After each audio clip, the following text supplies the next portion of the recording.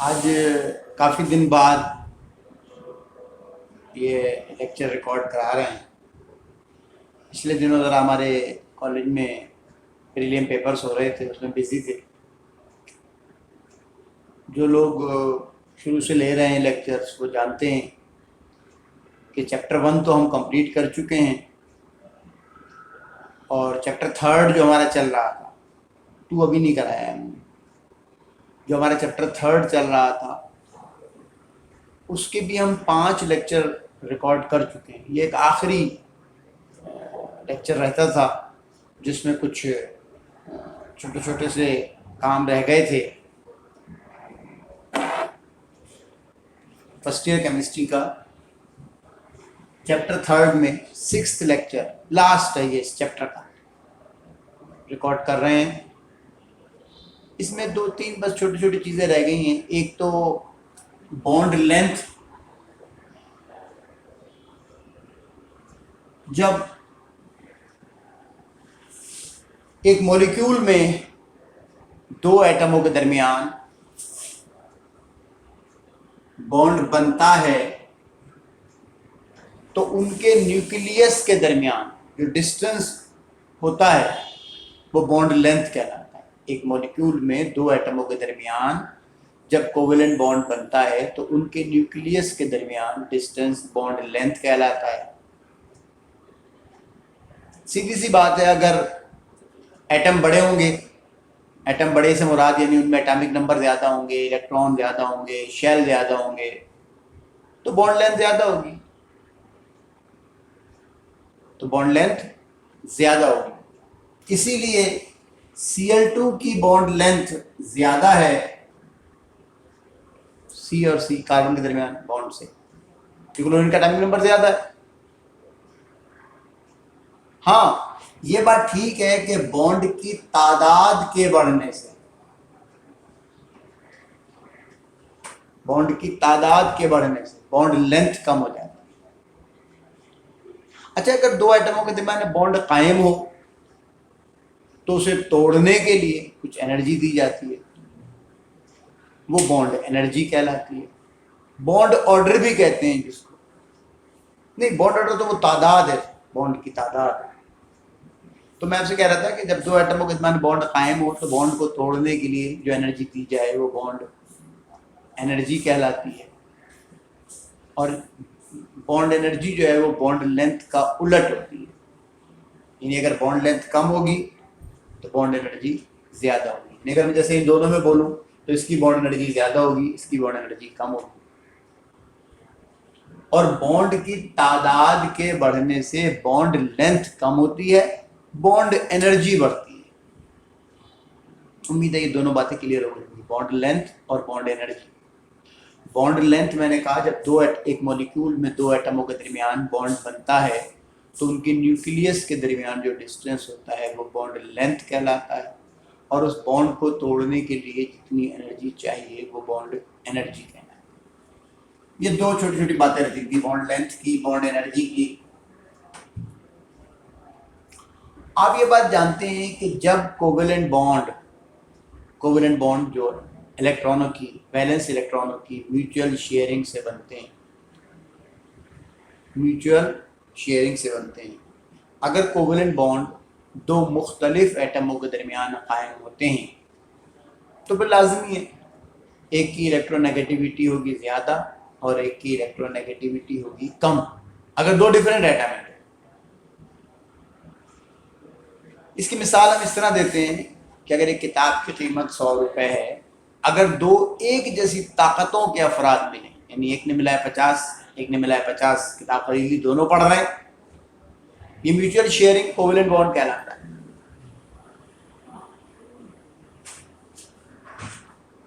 लेकिन अगर covalent bond बने लेकिन 2 डिफरेंट एटम हो गए तो एक की इलेक्ट्रोनेगेटिविटी होगी ज़्यादा और दूसरे की इलेक्ट्रोनेगेटिविटी होगी कम।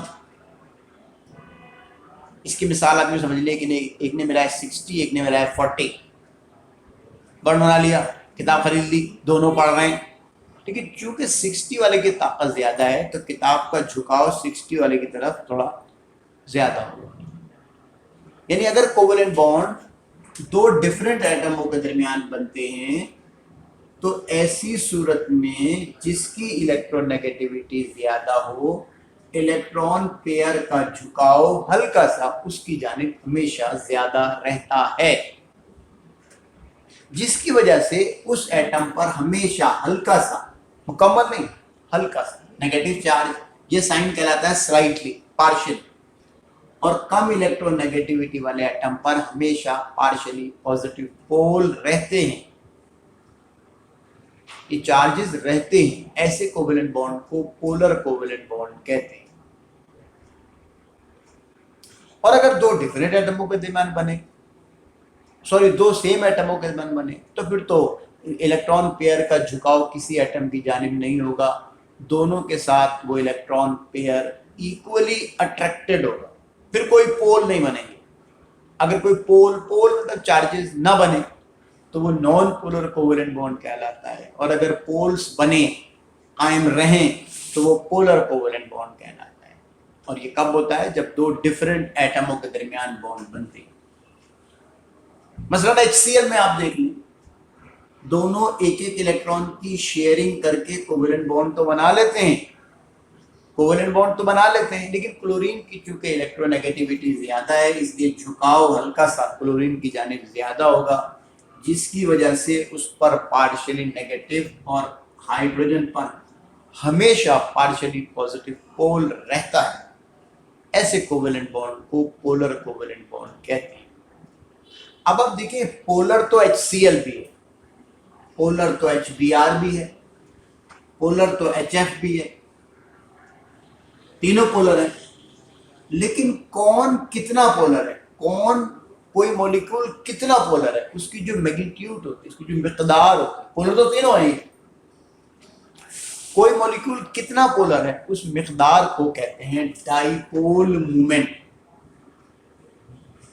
अगर आप इसको अलग अलग पढ़ें तो बेहतर और बात समझ में आपके आएगी। डाई मतलब दो, पोल मतलब चार्ज, मोमेंटम मिकदार, दो चार्जों की जो मिकदार होती है।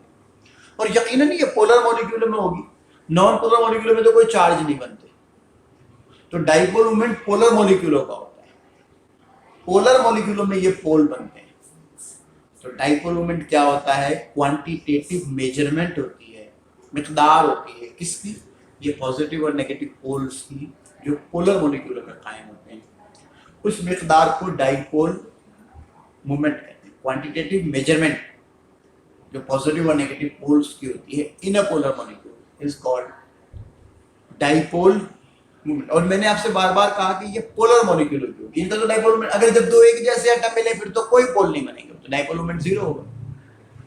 डाइपोल मोमेंट होते ही पोलर मॉलिक्यूल होता है। तो पोलर में पोल्स बनते हैं, चार्जेस बनते हैं जब दो डिफरेंट एटम बने। डाइपोल मोमेंट को म्यू से जाहिर करते हैं मैथमेटिकली। ये चार्ज की मिकदार और उनके दरमियान जो डिस्टेंस होता है चार्जों के दरमियान, उनके प्रोडक्ट के बराबर होती है। चार्ज के यूनिट आप जानते हैं कूलम होता है, डिस्टेंस का मीटर होता है, तो इसका यूनिट कूलम मीटर भी होता है, SI यूनिट कूलम मीटर होता है। लेकिन वैसे कॉमनली इसको डिवाई में भी नापा जाता है, कैपिटल D, ये भी डाइपोल मोमेंट का यूनिट है। और डाइपोल मोमेंट मैंने आपसे बार बार कहा कि जो दो चार्ज बनते हैं उनकी मिकदार को कहते हैं, और ये नॉन पोलर मॉलिक्यूलों का डाइपोल मोमेंट जीरो होता है, और जो पोलर मॉलिक्यूल होते हैं उनका डाइपोल मोमेंट होता है। और वो डिपेंड किस पे करता है? वो डिपेंड करता है उनके दरमियान इलेक्ट्रोनेगेटिविटी के डिफरेंस पर। ये पोल ज्यादा बनेंगे, ये बिल्कुल यूं समझ लें आप कि 60-40 वाला ज्यादा पोलर होगा या 70-30 वाला। एक में 70 मिला, एक में 30 मिला है, डिफरेंस ज्यादा हो गया तो किताब का झुकाव और 70 वाले की तरफ ज्यादा हो गया। इसका मतलब जितना इलेक्ट्रोनेगेटिविटी का डिफरेंस ज्यादा होगा तो पोल ज्यादा बनेंगे, यानी डाइपोल मोमेंट ज्यादा होगा। इसीलिए HF का डाइपोल मोमेंट ज्यादा होता है HCl से, और HCl का डाइपोल मोमेंट ज्यादा होता है HBr से। यानी हम यूं कह देंगे कि अगर जो दो एटमों के मॉलिक्यूल होते हैं, यानी जो डाई एटॉमिक मॉलिक्यूल होते हैं, उनका जो डाइपोल मोमेंट होता है वो इस बात पर डिपेंड करता है कि एटमों के दरमियान इलेक्ट्रोनेगेटिविटी का डिफरेंस किन में ज्यादा है। जितना एटमों के दरमियान इलेक्ट्रोनेगेटिविटी का डिफरेंस ज्यादा होगा तो डाइपोल मोमेंट ज्यादा होगा। इसीलिए HF का डाइपोल मोमेंट ज्यादा होता है HCl से, और HCl का डाइपोल मोमेंट ज्यादा होता है HBr से, क्योंकि इलेक्ट्रोनेगेटिविटी का डिफरेंस ज्यादा है। हाँ, दो से ज्यादा एटम हो तो फिर डाइपोल मोमेंट जो है वो उनकी शेप पर भी डिपेंड करता है। अगर मॉलिक्यूल की शेप हो लीनियर, लीनियर भी कहते हैं या सिमेट्रिकल कहते हैं, या फिजिक्स की लैंग्वेज में कहते हैं वेक्टर प्रोडक्ट इनका जीरो हो अगर, तो दोनों एक दूसरे की इलेक्ट्रोनेगेटिविटी को कैंसिल कर देंगे। तो याद रखना, पोलर बॉन्ड तो हैं, ये बॉन्ड तो पोलर हैं, लेकिन ये मॉलिक्यूल नॉन पोलर है, डाइपोल मोमेंट जीरो है। वजह क्या है? वजह है कि शेप में सिमेट्री है, दो ऑक्सीजन के एटम अपोजिट साइड पर मौजूद है। ये बिल्कुल ऐसा है जैसे एक टेबल को एक इधर खींच रहा हो, उतनी ताकत का इधर खींच रहा हो, तो दोनों एक दूसरे की ताकतों को कैंसिल कर देंगे, खिंचाव किसी भी तरफ नहीं होगा। तो ये पोलर बॉन्ड होते हुए, मॉलिक्यूल बॉन्ड तो मुख्तलिफ एटमों के दरमियान बन रहा है ना, पोलर बॉन्ड होते हुए भी ये मॉलिक्यूल नॉन पोलर, इसका डाइपोल मोमेंट जीरो है। क्यों? क्योंकि शेप लीनियर है। हाँ, अगर इसकी शेप लीनियर ना हो, जैसे वाटर में, वाटर की शेप एंगुलर होती है, ये अगर आपको याद हो, आपने हाइब्रिडाइजेशन में भी पढ़ा है, वेस्पर थ्योरी के तहत भी पढ़ा है कि इसकी शेप एंगुलर होती है। एंगुलर शेप होने की वजह से ये पोलर मॉलिक्यूल है और इसका डाइपोल मोमेंट 1.8 डिबाई जी। तो एक तो मैंने बात करी पोलर और नॉन पोलर कोवेलेंट बॉन्ड की। मैंने आपसे कहा अगर कोवेलेंट बॉन्ड दो एक जैसे एटमों के दरमियान बने तो कोई पोल नहीं होंगे, इलेक्ट्रॉन पेयर का झुकाव किसी भी जानिब नहीं होगा, तो वो तो कहलाते हैं नॉन पोलर।